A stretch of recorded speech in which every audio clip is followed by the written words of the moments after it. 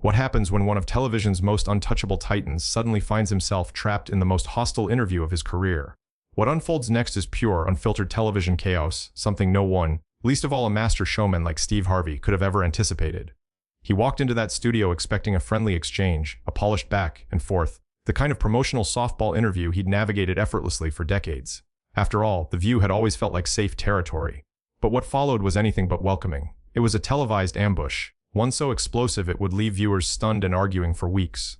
Before we dive into the heart of this on-air clash, make sure you're subscribed and drop your thoughts in the comments. Which talk show host do you think truly reigns supreme when it comes to on-screen confrontation?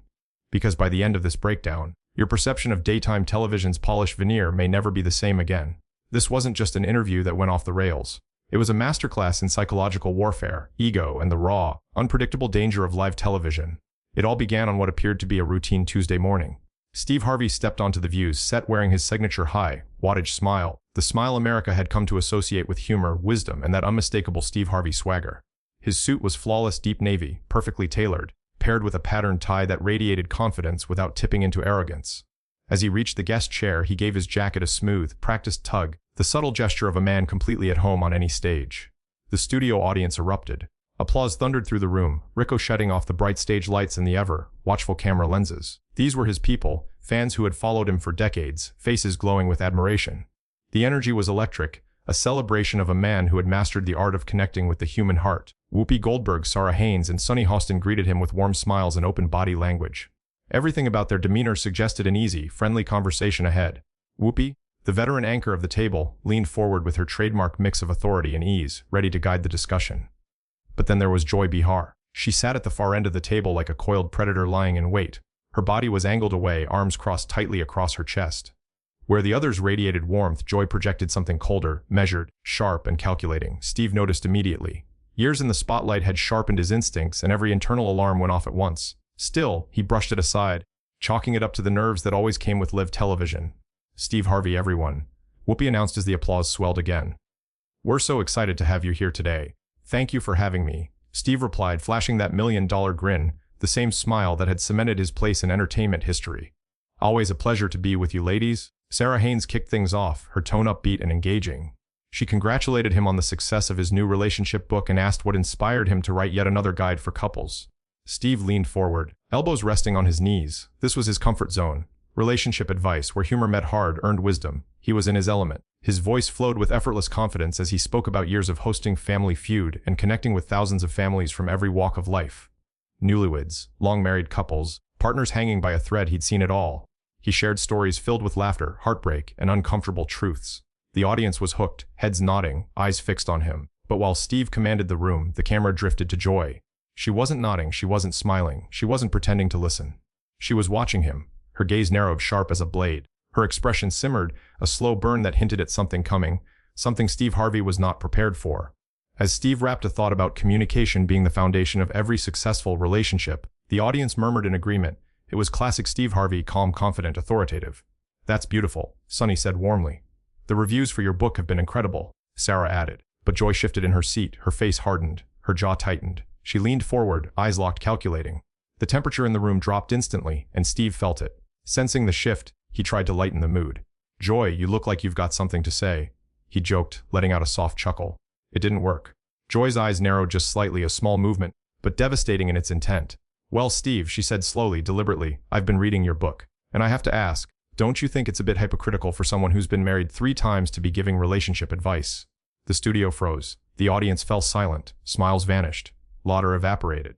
The air turned icy as every person at the table stopped breathing, knowing they had just crossed into territory there was no coming back from. Sunny's eyebrows shot up in disbelief. Sarah's smile collapsed into stunned silence. Even Whoopi's eyes widened, the unmistakable look of a host who knew the conversation had just crossed into hostile territory. For a split second, Steve's million-dollar smile faltered. A hairline crack in the armor, just long enough for the sting to register, before he pulled himself back together. Joy, he said evenly, his voice a pillar of calm. I think my experiences, both the successes and the failures, actually give me deeper insight into what works and what doesn't. He pressed his hands together on the table, grounding himself as the storm gathered. Every relationship teaches you something. But Joy wasn't there to learn. She leaned forward. But Steve, she pressed, you've openly talked about your first 2 marriages ending in divorce. So how can you sit here and tell other people how to make their marriages work when you couldn't make yours work? Whoopi jumped in instantly, trying to slow the momentum. Joy, I think what Steve is saying is, no, Whoopi. Joy snapped, throwing up a hand to cut her off. Let him answer. A collective gasp rippled through the audience. Off camera, producers froze. I think our viewers deserve to know, Joy continued, her voice sharp with accusation, why they should take relationship advice from someone with that kind of track record. Steve inhaled slowly through his nose. His jaw tightened, not with rage, but with the effort of restraint. Even under a personal assault this direct, Steve Harvey remained a professional. Well, he said carefully, his voice steady but heavier now, edged with steel, I'm not sure what you're trying to prove here. His eyes locked onto hers, a silent signal that the rules had changed. I've been happily married to my wife, Marjorie, for over 15 years. We've built a beautiful blended family. And yes, I learned from my mistakes. That's what growth looks like. Growth. Joy echoed, her laugh sharp enough to cut glass. Or just good marketing. The audience gasped again. She folded her arms, a smug fortress of judgment. I mean, how convenient. She continued that your personal struggles just happened to turn into best-selling books. Uneasy murmurs swept the room. Sarah raised a hand to her mouth, mortified. Sunny looked ready to leap across the table. Even Whoopi shifted in her seat, her expression flashing a clear warning. This was spiraling fast, Lev on air. But Joy wasn't finished. And another thing, Steve, she said, her voice dropping into an icy chill. Those comedy specials from the 90s. Some of that material about women hasn't aged very well, has it? She paused, letting the moment hang. So how can anyone be sure your advice isn't just the same outdated thinking? Steve set his coffee mug down. The movement wasn't violent, but it wasn't gentle either. The muffled thud hit the table and echoed through the microphones. His patience, stretched to its limit, finally began to fray. Joy, he said, turning fully toward her, his posture rigid, unyielding. I came here to talk about helping people build stronger relationships, not to be put on trial for jokes I told decades ago as a comedian. His voice remained controlled, but it was now laced with unmistakable warning. Comedy evolves. People evolve. And my life reflects that. A few tentative claps broke out in the audience, quickly swallowed by the tension. Others simply stared, stunned by the raw intensity filling the studio. This was no longer a disagreement. This wasn't debate. This was a full-scale interrogation, and Steve Harvey was refusing to be broken. Does it, though? Joy fired back instantly, her words slicing through the charged silence. Because from where I'm sitting, it looks a lot like you're profiting off advice about something you've struggled with your entire life. A low, ominous rumble rolled through the crowd. Steve blinked, the hit landing hard. He opened his mouth to respond, but Joy barreled on. And frankly, she added, twisting the knife, some of your past comments about women suggest you might not be the person telling them how to find love. The room went ice cold. Sunny's jaw dropped. Sarah looked like she wanted the floor to swallow her whole. Even Whoopi, no stranger to on-air chaos, seemed stunned by how far Joy was willing to push this. She leaned in, desperate to regain control. Maybe we should talk about the positive feedback the book has received. No, Whoopi, Steve said. The shift in his voice stopped everything. The calm was still there, but now it was a thin veneer over something hard, resolute, and immovable. He turned fully toward Joy, locking eyes with her. Joy wants to have this conversation, he said quietly. And everyone in the studio knew there was no turning back now, so let's have it, Joy. The very air in the studio seemed to shift, thickening, tightening, crackling with electricity.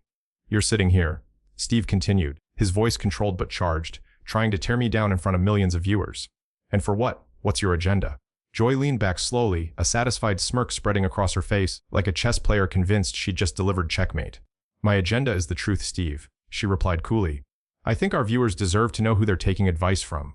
She tilted her head, condescension dripping from every word. And honestly, your defensiveness says a lot. That was the spark. Steve's eyes narrowed, his spine snapped straight. Defensive. He repeated, his voice rising, not into a shout, but into something far more powerful. You're attacking my character, my marriage, my career, and you expect me to sit here smiling and nodding. He turned toward the audience, pulling them directly into the confrontation. That's not happening, ladies and gentlemen. Joy wasn't finished. She never was. Steve Harvey, everyone, she announced with dripping sarcasm, gesturing toward him like a ringmaster unveiling a failed act. This is what happens when you ask legitimate questions. He falls apart. That crossed the line. The sharp scrape of Steve's chair against the studio floor sounded like a gunshot. He was on his feet. The sudden movement jolted the entire set. Sarah gasped.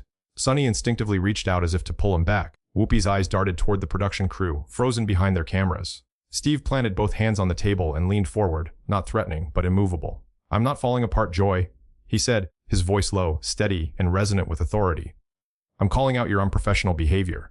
He paused, letting the words hang in the stunned silence. This isn't journalism, he continued, each word deliberate. This is you trying to manufacture a moment. Joy raised her eyebrows in feigned amusement, but for the first time, her smirk wavered. Just slightly. A crack in the armor everyone could feel. Steve had pushed back harder than she'd anticipated. The tension had reached a level rarely seen on daytime television. Across the country, viewers leaned closer to their screens. In the studio, the audience held a collective breath, caught between witnessing a historic on-air moment and watching an interview completely implode. "This is character assassination," Steve declared. His voice cut through the studio like thunder. You could hear the hum of the lights overhead. Audience members covered their mouths, eyes wide. Some leaned forward, afraid to blink. Others looked genuinely shaken. This wasn't the light, friendly television they'd come for. It was raw, personal, uncomfortable. At the table, the co-hosts were paralyzed. Sunny shot a nervous glance at Whoopi. Sarah clutched her note card so tightly her knuckles turned white. No one knew what to do. "Sit down, Steve," Joy snapped, trying to reassert control. "You're embarrassing yourself." "Embarrassing myself?" Steve repeated, letting out a short, bitter laugh, more pain than humor. "Joy, you've spent the last 10 minutes trying to humiliate me on national television, and you think I'm the embarrassed one." He gestured to the audience, then locked eyes with her again. "You know what's embarrassing? A grown woman who thinks bullying makes good television." Joy's face flushed crimson. "Bullying," she fired back. "I'm asking legitimate questions. Questions any responsible journalist would ask. If you can't handle that, maybe you shouldn't be on talk shows." "Legitimate questions," Steve echoed, disbelief sharpening his tone. "You started this interview with an attack. You didn't ask about my book. You didn't ask about my family. You didn't ask about my work or my philanthropy. You went straight for the throat the moment I sat down." He shook his head slowly. "That's not journalism. That's a hit job." "Oh, please?" Joy scoffed, rolling her eyes. "You're being dramatic. This is how interviews work in the real world. We don't just toss softball questions so you can promote a book." Steve's composure finally cracked. He pointed directly at her. "Joy, I've done thousands of interviews. I've sat across from every major network, every flagship program. I know the difference between a tough question and a targeted takedown." He jabbed his finger toward the table. "And what you're doing falls squarely into the second category." Out of the stunned silence, Whoopi finally raised her hands, trying to contain the chaos. "Maybe we should cut to a commercial." "No," Steve said. One word, sharp, final. And in that moment, everyone watching knew this confrontation had gone too far to be paused, muted, or spun away. "Joy ignited this fire," Steve said, voice low but cutting, "and we'll extinguish it right here, right now." A wave of disbelief washed over the studio. No one, seasoned hosts, crew, or audience, was prepared for a guest to seize control of a live broadcast. Joy sat with her arms folded, a shield of defiance, leaning back as her expression hardened into pure provocation.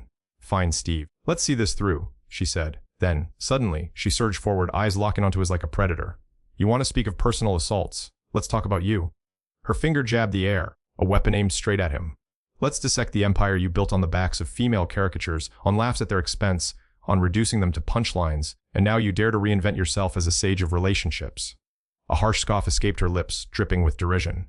Steve's hands clenched at his sides, not in threat, but in an effort to contain the storm of anger, hurt, and disbelief roaring within him. "Joy," he said, voice low, strained with controlled intensity, "you clearly harbor some deep-seated grievance against me. This animosity, it's not standard procedure. Did I slight you at some forgotten gala, a careless word years ago?" "Don't flatter yourself," she snapped, ace in her tone. "This isn't personal. This is about public reckoning. Accountability," Steve repeated, tasting the word like ash. "You cannot simply erase your history." Joy pressed on relentlessly. "And demand we all suffer amnesia. My past." Steve's voice cracked, not with weakness, but with the weight of shock and betrayal.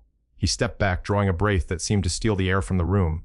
"Joy, my past is sleeping in a car because I had no home. It's working every menial job just to eat.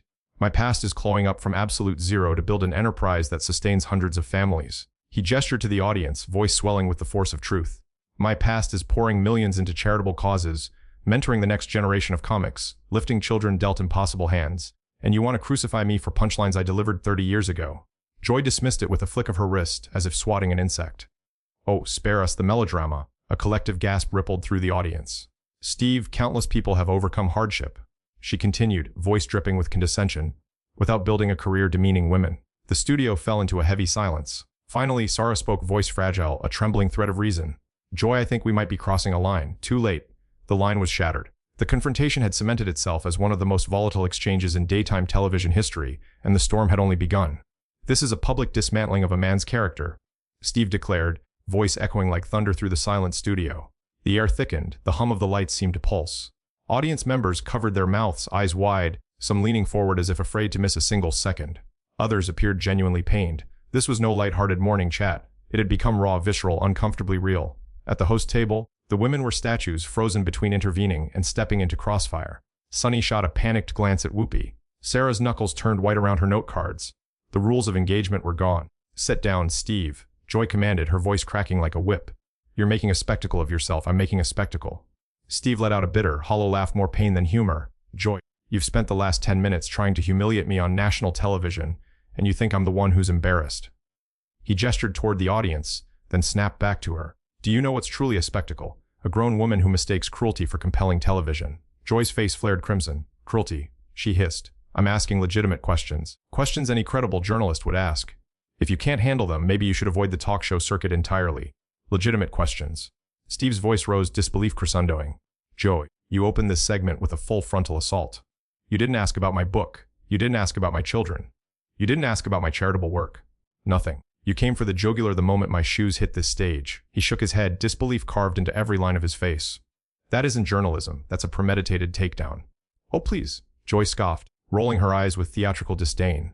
You're being overly dramatic. This is how big league interviews work, Steve. We don't just toss you softballs so you can hawk your latest project. Steve's finger leveled at her, composure cracking ever so slightly. Joy, I've sat through thousands of interviews in my career. Every major network, every flagship program. I know the difference between tough questions and personal attacks. He jabbed his finger toward the table, punctuating the statement. And what you're doing right now.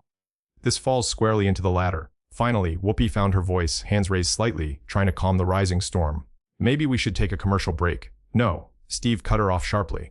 Joy started this, and we finish it, right here, right now. A ripple of astonishment ran through the studio.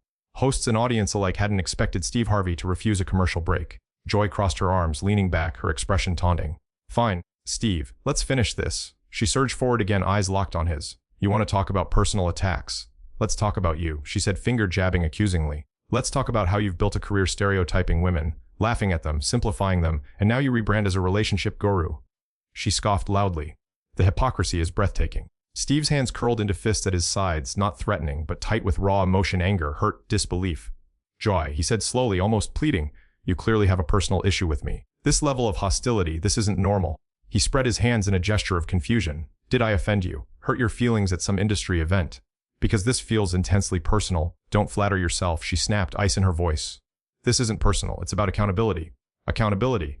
Steve repeated, incredulous. You can't just reinvent yourself and expect everyone to forget your past.